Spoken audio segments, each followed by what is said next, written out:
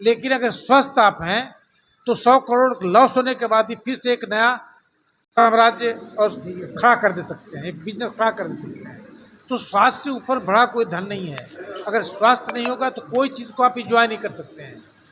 कोई चीज़ चाहे जितना भी कुछ भी होगा, कोई चीज़ को इंजॉय नहीं कर सकते हैं। न खाने को कर सकते हैं, न रहने सहने को कर सकते हैं, न अपनी गाड़ी को इंजॉय कर सकते हैं, कुछ भी इंजॉय नहीं कर सकते हैं। ये सबसे बड़ा धन है और धनवंतरी का संबंध इसी से है। इस धनतेरस का संबंध लेन देन से हम लोग मार्केटिंग करके प्रचार करके कर दिए हैं। जी, थैंक यू सर। अब देखिए, स्वास्थ्य से बड़ा कोई धन नहीं है। स्वास्थ्य और धन एक ही चीज़ है। आपके पास मान लीजिए 100 करोड़ रुपया हो, आपका लीवर खराब और किडनी खराब हो जाए तो आप कुछ भी करके उसको बदल नहीं सकते शायद। तो आज धनतेरस के मौके पर Anil Kumar chief post master general ने यहाँ पर धन्वंतरी का आज समारोह मनाया और आज ये बताई गई कि यहाँ पर एक फ्री चिकित्सा भी चलती है, जो कोई भी लोग आ सकते हैं जो जीपीओ से रिलेटेड नहीं है, गवर्नमेंट एम्प्लॉय नहीं है, आम आदमी है, वो भी आकर फ्री में इलाज करवाएं। और आयुर्वेद पे खास ध्यान दिया गया है। इसलिए सर ने बताया कि जीपीओ में और दूसरे जो भी पोस्ट ऑफिस के से रिलेटेड जगह है, उन सभी जगहों पर हम लोग ऐसे ऐसे पेड़ पौधे को लगा रहे हैं जो पूरी तरह से आयुर्वेद है और वो कई बीमारियों में काम आता है। और स्वास्थ्य एक ऐसा चीज़ है इंसान का, जो अगर लीवर किडनी या कुछ भी ख़राब हो जाए, एक आँख भी ख़राब हो जाए, थोड़ा सा हड्डी भी कहीं घसक जाए तो इंसान का जीना बहुत मुश्किल हो जाता है। पैसे से बहुत बड़ा अनमोल इंसान का जीवन है, शरीर है। इसलिए पैसे का ध्यान कम दें और शरीर का ध्यान ज़्यादा दें। जो लोग पैसे के पीछे भाग रहे हैं, कहीं ना कहीं वो एक बहुत बड़ी भूल कर रहे हैं। उन्हें अपने शरीर के पीछे भागना चाहिए और इसका भी ख्याल और ध्यान पूरा रखना चाहिए, ताकि वो अपने जीवन को सही तरीके से और पूर्ण रूप से जी सके। मैं आदम परवेज़, आप तक देश की आवाज़ के लिए, जीपीओ पटना से।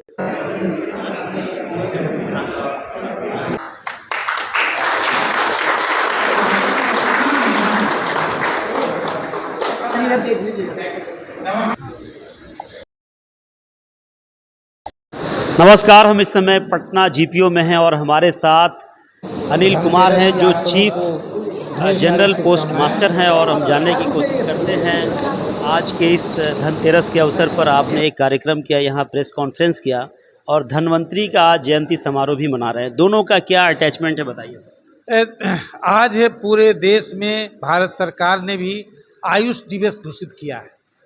धनतेरस को जो मार्केट में मनाया जाता है वो मार्केटिंग का कमाल है, करिश्मा है कि हम लोग इसको खरीद बिक्री से जोड़ दिए हैं।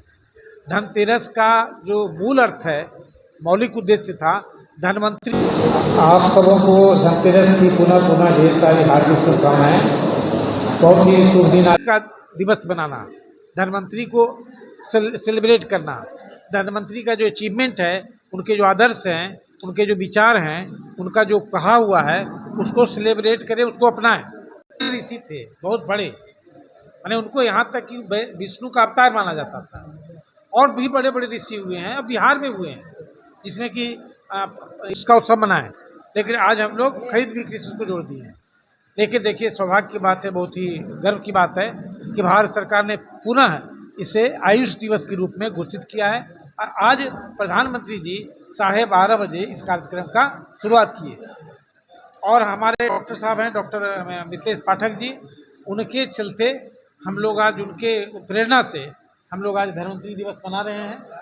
और मुझे बहुत संतुष्टि है कि शायद ही होगा जगह, या बहुत कम जगह होगा जहां धनतेरस को इस रूप में मनाया जा रहा होगा कि धनतेरस को अपने स्वास्थ्य बेहतरी के लिए, अपने निरोग काया के लिए, अपनी लंबी आयु के लिए, अपने आनंददायक जीवन के लिए मनाया जा रहा होगा। सब जगह मनाया जा रहा होगा सोना का सिक्का और चांदी का सिक्का के साथ। तो बहुत संतुष्टि की बात है, बहुत हम गौरवान्वित हैं इस बात के लिए कि हम लोग एक फंक्शन मना रहे हैं।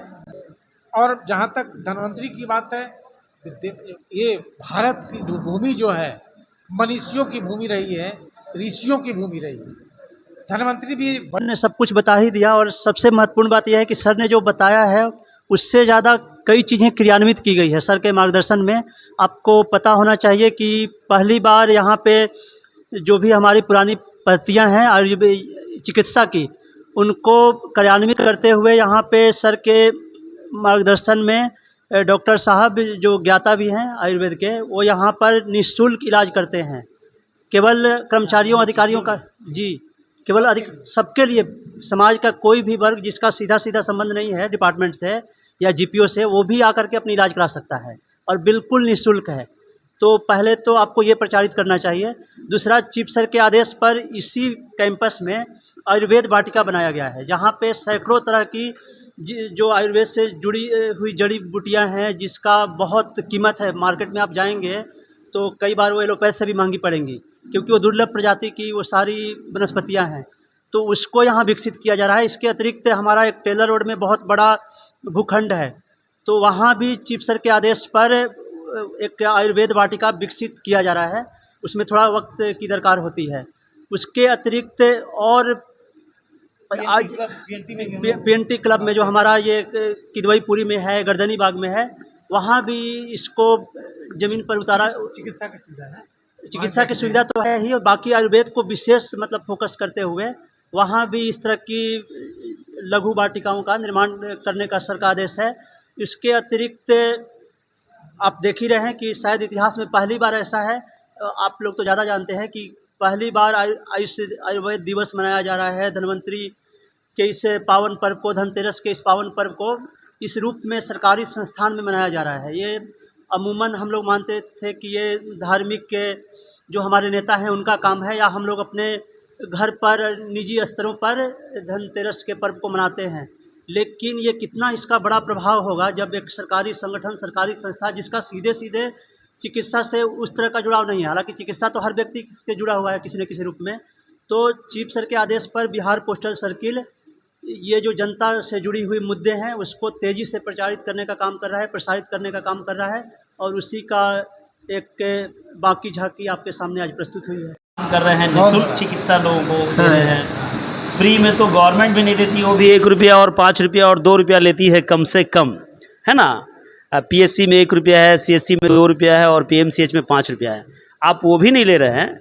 इसके पीछे क्या आप देश को देना चाहते हैं, आम आदमी को, ख़ास आदमी को क्या देना चाहते हैं? मैं बहुत ही बड़े बड़े अस्पतालों को बुलाकर मेडिकल कैंप भी लगवाता हूँ, जो घुसने पर ही वो लोग के वहाँ 5-10 हज़ार रुपया का फीस आ जाएगा। मेदांता ऐसे हॉस्पिटल भी यहाँ किया है। तो मैं चाहता हूँ कि गरीब हो या अमीर, बिना फीस का उसका इलाज हो जाए। और जहाँ तक हो सकता है, अगर वो गरीब है तो बड़े बड़े नर्सिंग होम में भी मैं फ़ोन कर दूंगा, उसका साधारण खर्च से बढ़िया बढ़िया ऑपरेशन कर दिया जाएगा। और ये व्यवस्था भी मेरी धारणा है, व्यवस्था करने की उपाय भी कर रहा हूँ। पीएनटी क्लब में इस तरह का व्यवस्था करेंगे, जो वहाँ पर हरिजन टोली वगैरह है, वो लोग का पानी उनी चढ़ाने का भी व्यवस्था हम कर देंगे फ्री में, कोई दिक्कत नहीं होगी।